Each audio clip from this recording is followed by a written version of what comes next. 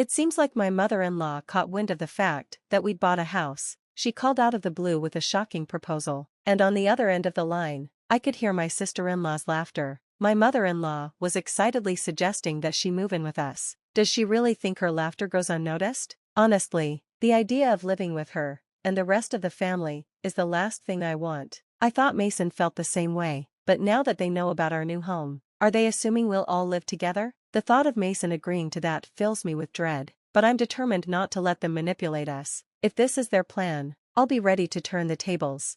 Reflecting on my past challenges, I'm not backing down. I am Nancy Deborah, 32 years old, and I work for a major financial corporation. Mason and I married 4 years ago, and we haven't started a family yet, not because we don't want to, but for specific reasons we both take seriously. We've agreed to focus on our careers first, striving for progress every day, and once we've established our professional lives, we'll begin building a stable environment for our future children. When the time is right, we'll revisit the idea of expanding our family.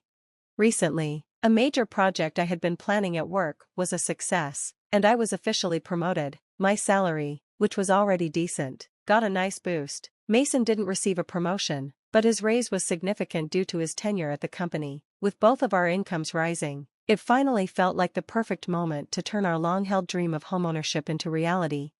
I approached Mason with the idea. I think it might be time for us to start thinking about getting our own place. What do you think? His response was immediate and enthusiastic. Is it time already? I could hear the excitement in his voice. I've been thinking about it too, but since I haven't been promoted yet, I wasn't sure how to bring it up. Don't worry about that, I reassured him. It's not like only one of us needs to be earning. I was thinking we could put the house in my name since I'm earning more now. Really? He asked, surprised. Well, if you're okay with it, then yes, let's do it in your name. I smiled. All right, let's move forward with that. We can check out some model homes on our next day off. Sounds great. Let's not miss this chance, he said, sharing my excitement. I felt so grateful to have him by my side. We were in sync, and moments like these reminded me that I had made the right choice.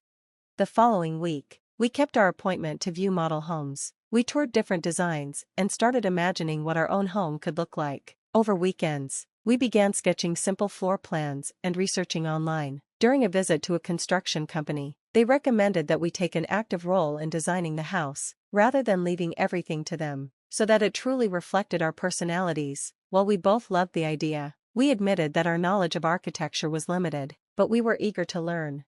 As we continued balancing this project with our work, we made steady progress. But then, just as we were getting into the rhythm of it, the doorbell rang. Thinking it was just a delivery, I opened the door, only to find my mother-in-law standing there. Mom, what brings you here so suddenly? I asked, already bracing myself for whatever surprise she had in store. I asked, surprised by her sudden visit. Without a word, my mother-in-law slipped off her shoes and made herself at home. Hearing her, Mason came out, equally surprised. Mom, what's up? He asked. Didn't Nancy tell you? She replied, looking slightly puzzled. I spoke to her about it over the phone a little while ago. Mason turned to me, confused. Maybe Nancy forgot to mention it? That's not true, Mom, I interjected quickly. It's not forgetfulness. I've just been incredibly busy with work. I'm handling both my job and the household responsibilities, so my mind's constantly buzzing with tasks. Oh, you're such a thoughtful person, Mason, she said warmly. Your late father would have been so proud of how you support Nancy. I nodded, not entirely comfortable with the compliment, but Mason smiled. Then, she pulled a travel brochure from her bag, spreading it out on the table and pointing to a page marked with a post-it note. Listen, Mason, she said with a content smile. I've always dreamed of seeing Niagara Falls. Would you take me there, please? Mason and I both stared at her, speechless, our mouths hanging open as she continued, not missing a beat. Come on, Mason, think of it as an act of filial piety, she urged. Mason, still flustered, finally managed to speak. Wait a minute, Mom, this is a bit sudden. You're springing a trip on us. Oh, you could come too, Nancy, she added casually. I was thinking of asking Anna, but if Mason's coming, we could make it a family trip. Anna? Mason asked, confused. What are you talking about? Nancy is here. I can't just take time off work, and it feels weird to finance a trip for you and my sister. That's not weird at all, his mother countered swiftly. Spending money on family is a wonderful thing, don't you think? She turned to me for support, clearly expecting me to agree. Though taken aback, I stood my ground. Spending your own money on family is fine, but imposing it on others is different. Her tone shifted immediately. What do you mean by that? Are you suggesting I'm trying to extort travel expenses from Mason? She asked, her voice laced with indignation. I tried to clarify without sounding too harsh. I didn't mean it like that, but it did seem like you were expecting us to cover the trip. Her expression darkened. That's terrible, Nancy, I had no such intention, she exclaimed, clearly upset. You're making me out to be the villain in front of Mason. I didn't mean to call you a villain, I quickly assured her, trying to ease the tension. I just wanted to clarify. I responded truthfully to her question. Okay, there's no need for excuses. My mother-in-law's eyes narrowed, her icy glare piercing through me. Why are you so heartless? You must not like me, do you? She accused. This wasn't the first time such a situation had unfolded. Whenever she visited, she always seemed to find a reason to ask for money, which she would then squander, often with Anna, Mason's sister. While the idea of supporting family sounds noble, in this case, it felt more like extortion. The dynamic shifted when Mason, out of kindness, gave them money, but I've never been comfortable with his mother or sister's constant demands. Mason once confided in me that after his father passed away, his mother and sister became incredibly selfish. His father, who had died when Mason was in high school, had managed their finances carefully, but without him, there was no one left to keep an eye on their spending. This included recklessly using up life insurance money. Anna worked part-time, earning a modest salary, which left their financial situation precarious. This, of course, was their frequent excuse for showing up at our door, claiming that life was tough or that they needed a break, subtly hinting that they needed money from Mason. Before I married Mason, it seemed he was constantly at the mercy of his mother's demands. There was a dependency on the care she provided after his father's death, but since marrying me, Mason had begun to see their true colors.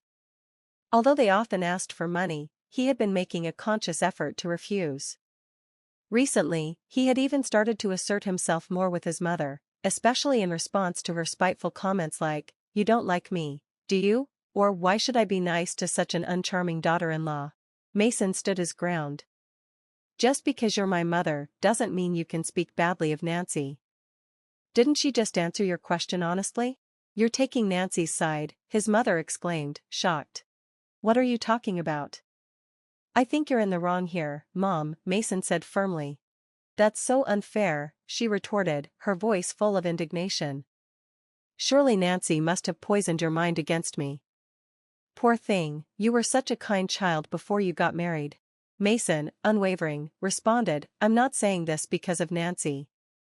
I'm saying it because I truly believe it." His mother, clearly taken aback by his firm stance, was not used to being contradicted. Frustrated, she bit her lower lip before muttering, "Fine," and storming out of the house. "Nancy, I'm sorry," Mason said softly after a moment.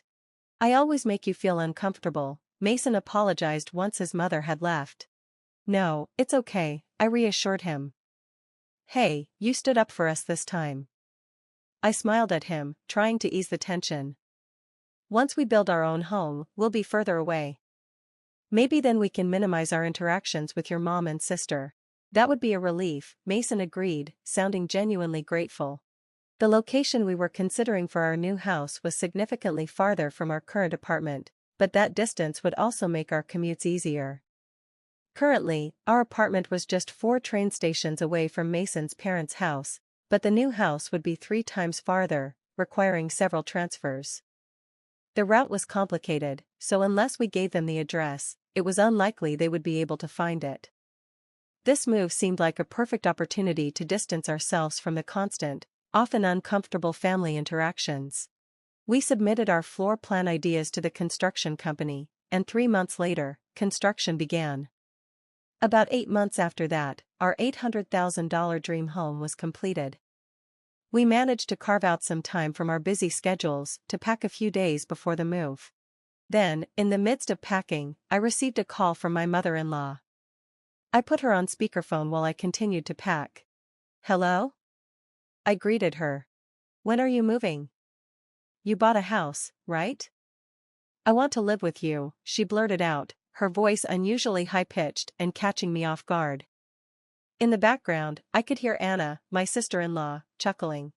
That's great. We can make Nancy work for us every day.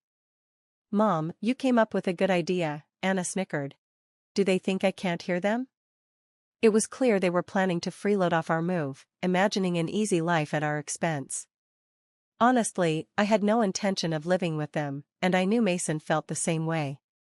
But talking about our new house with them might have given them the impression that we'd all be living together.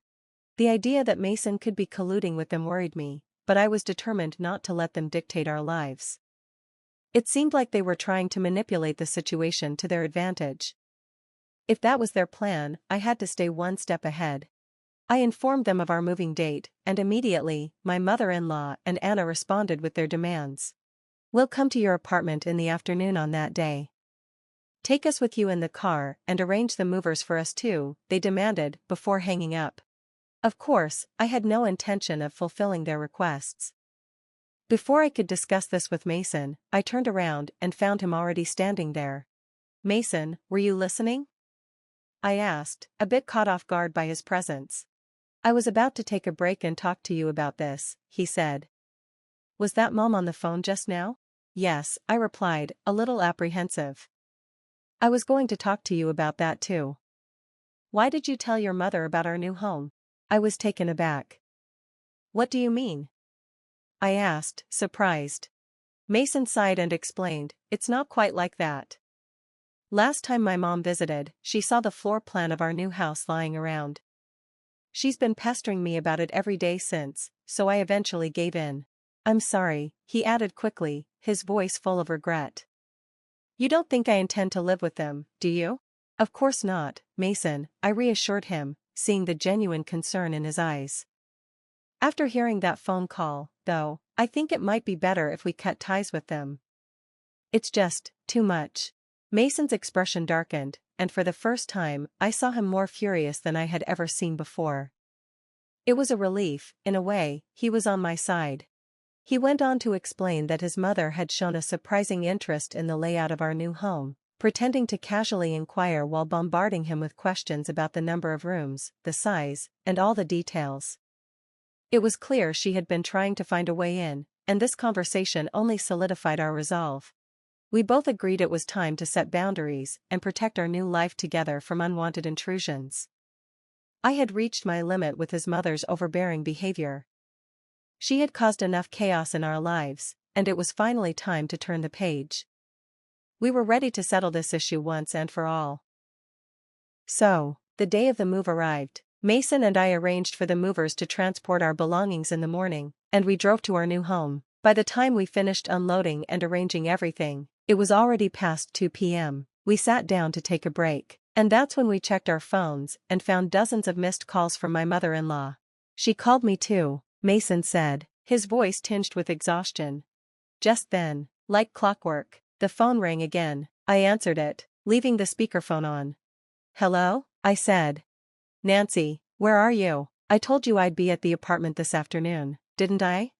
Yes, you did say that, I replied, keeping my tone calm. So, what can I do for you? What do you mean, you didn't arrange for the movers? I've been waiting at home, and not a single truck has shown up. I had to come to your apartment myself. Well, that's too bad, I said coolly. You know, I didn't arrange for any movers.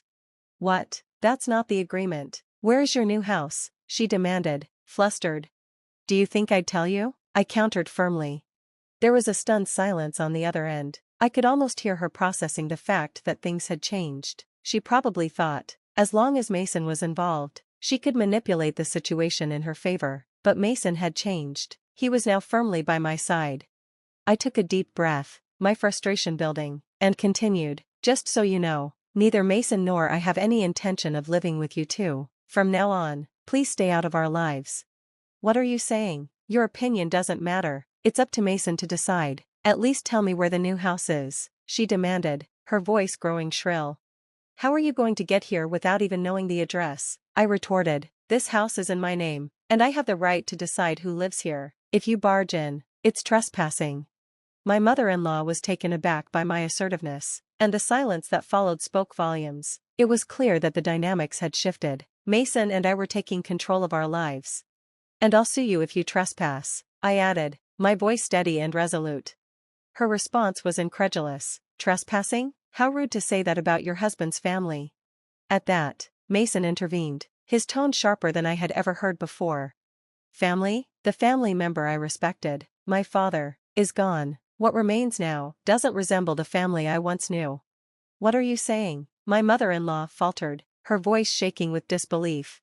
"After that last phone call, I've had enough. Just sharing blood with you is embarrassing. From now on, my family is Dave and Nancy," Mason declared firmly. "I no longer consider you two part of my family." "Wait, Mason, don't say such things," she pleaded, her voice cracking. "Don't bother us again, got it?" Mason said, and with that, he ended the call, not waiting for her response. He quickly adjusted his phone settings to block her calls. I looked at him, concerned but supportive. "Hey, Mason, are you really okay with this?" "Yeah," he said, a genuine sense of freedom washing over his face. "I finally realized my mom was just using me. I feel completely relieved now." Mason was truly free from the manipulative ties that had bound him, and that was the turning point for us as a couple. We had successfully severed the unhealthy connections with his mother and her daughter. From that moment, Mason ceased all support. Without him, they struggled financially. My sister-in-law's part-time income wasn't enough, and my mother-in-law, long accustomed to being a housewife, had to find part-time work. Unaccustomed to the working world, she faced challenges and often met disapproval at her new job. Meanwhile, Mason and I enjoyed a peaceful life in our new home. There were no more unexpected visits from my mother-in-law. Our lives were stress-free, and for the first time in a long time, we truly felt at ease. I'm endlessly grateful to Mason for believing in me and for his courage in cutting ties with his toxic relatives. Whatever challenges may come our way in the future, I know Mason and I will support each other and navigate life together as a united team.